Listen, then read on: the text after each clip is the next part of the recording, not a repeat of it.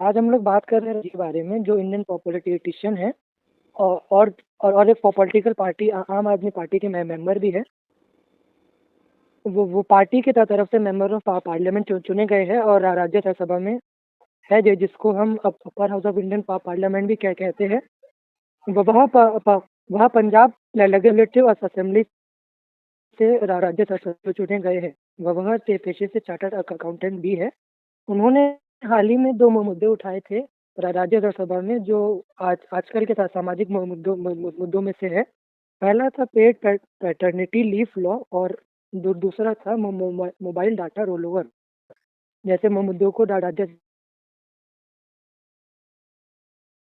हम जानते हैं कि हम रोज इस्तेमाल करते हैं। लोग आजकल उसके बिना नहीं हो पाता है।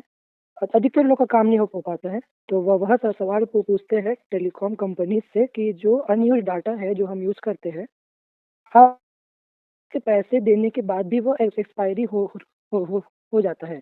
ऐसा क्यों? तो वो इन सवालों उन्होंने टेलीकॉम सवालों के कटघरे में ले लिया है। और सेकंड है पेड पैटर्निटी लीव। उन्होंने वो लॉ के बारे में बताया है कि जैसे कोई नया नया बच्चा पैदा होता है घर में, तो लोग माता पिता दोनों को बधाई दे देते हैं। परंतु जब जिम्मेदारी की बात आती है तो वह सिर्फ माँ के नाम और हो जाता है। बच्चा सिर्फ पिता का उस पर कोई जिम्मेदारी नहीं होता है। उन्होंने ये बताया है कि जैसे महिलाओं को मैटरनिटी लीव में मिलता है ऑफिस से, तो वैसे ही वैसे पुरुषों को भी मिलना चाहिए ताकि वह अपने अपने घर में अपने अपने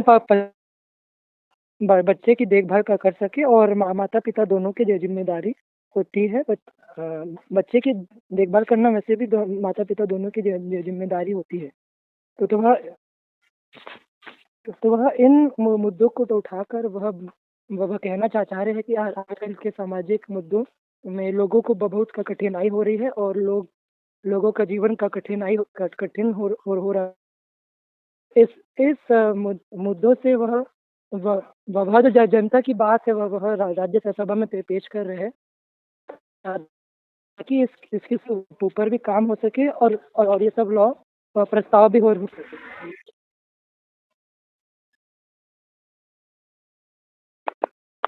ठीक है, बढ़िया बताया आपने इस बारे में। Today I am going to speak about whether Raghav Chadha should be called a young politician.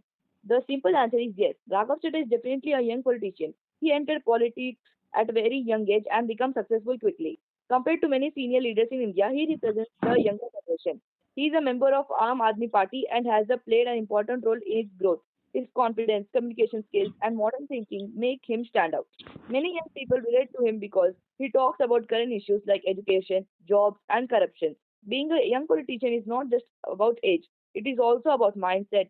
Raghav Chadha brings fresh ideas and energy into politics. He uses simple language, connects with youth, and speaks strongly in debates. However, being young also means he still has a long journey ahead. Some people believe that experience is important in politics and he needs to prove himself more through his work.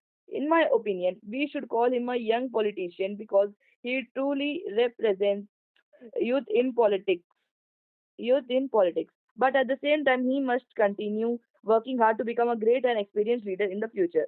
In conclusion, Raghav Reddy is not just a young politician by age, but also by his thinking and approach. He is the symbol of new generation in Indian politics. In today's world, politics is changing. People are now looking for young, energetic, and educated leaders who can understand modern problems. In this context, Raghav Chadha stands out as one of the most well young faces in Indian politics.